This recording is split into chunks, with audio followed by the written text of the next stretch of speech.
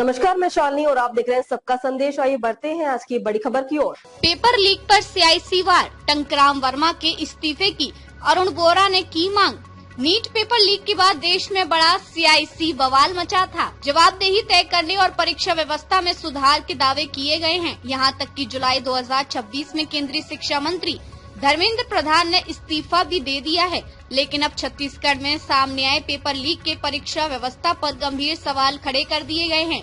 सवाल ये है कि जब पेपर लीक रोकने के लिए कानून और व्यवस्था को सख्त करने की बात लगातार कही जा रही है, तो आखिर परीक्षाओं में ऐसी गड़बड़ियां रुक क्यों नहीं रही हैं? इसी मुद्दे को लेकर कांग्रेस के वरिष्ठ नेता अरुण बोरा ने नाराजगी जताई और छत्तीसगढ़ के उच्च शिक्षा मंत्री टंकराम वर्मा के इस्तीफे की मांग की है। बोरा का कहना है कि अगर परीक्षा जैसी संवेदनशील व्यवस्था में पेपर लीक जैसी घटनाएं सामने आती हैं, तो इसकी जिम्मेदारी तय होनी चाहिए। नीट विवाद के बाद देश में पेपर लीक के खिलाफ सख्त कार्रवाई और जवाबदेही की मांग उठी थी। जब छत्तीसगढ़ के मामले ने उसी बहस को फिर हवा दे दी है।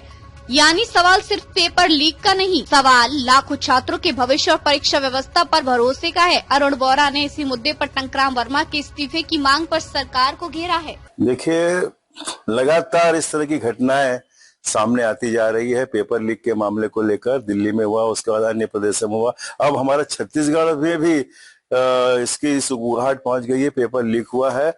मैं तो ये कहूंगा कि ये छात्रों के भविष्य के साथ खिलवाड़ है। छात्र लोग कितनी मेहनत करते हैं, परिश्रम करते हैं, उनका परिवार लगता है, और जब परीक्षा देने जाते हैं तो पता चलता है पेपर लीक हो गया, तो उनको कितनी हताशा और निराशा होती होगी, इसका अंदाजा सरकार को नहीं है।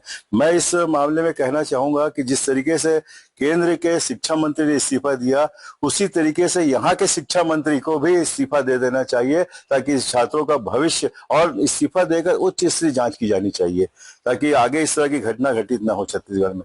ऐसे में जिम्मेदारी कैसे इसमें देखिए, सरकार का ही पूरा हमला रहता है। सरकार की जिम्मेदारी होती है, प्रदेश सरकार की जिम्मेदारी होती है। जहाँ केंद्र सरकार की जिम्मेदारी थी, वहाँ यहाँ प्रदेश सरकार की जिम्मेदारी है, और उच्च शिक्षा मंत्री की, क्योंकि वो उस विभाग के मंत्री है और उनके देख रेख में ये सारा काम होता है परीक्षा का, तो उनको इस्तीफा देना चाहिए। नीट के पेपर लीक के बाद धर्मेंद्र प्रधान जी का इस्तीफा हुआ, उसके बाद इस प्रकार का मामला सामने आना, उसको कैसे देखेंगे?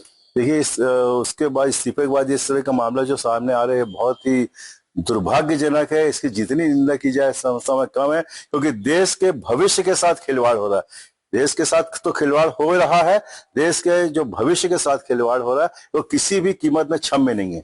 क्या लगता है, अभी भी सिस्टम कुछ भी सुधार नहीं हुआ? जिस तरीके से ये घटना घटित हो रही है, तो ऐसा लगता नहीं कि सिस्टम में सुधार आया। इसमें सुधार करने की जरूरत है, नहीं तो आगामी चुनाव में जनता सुधार करने के लिए तैयार बैठी है। जैसे जैन जी लोग सामने आ रहे हैं, हमारे नौजवान लोग सामने आ रहे हैं, क्योंकि उनका भविष्य समाप्त होते जा रहा है। खबरों में अब तक के लिए बस इतना ही। फिर होगी आपसे मुलाकात, तब तक के लिए नमस्कार और देखते रहिए सबका संदेश।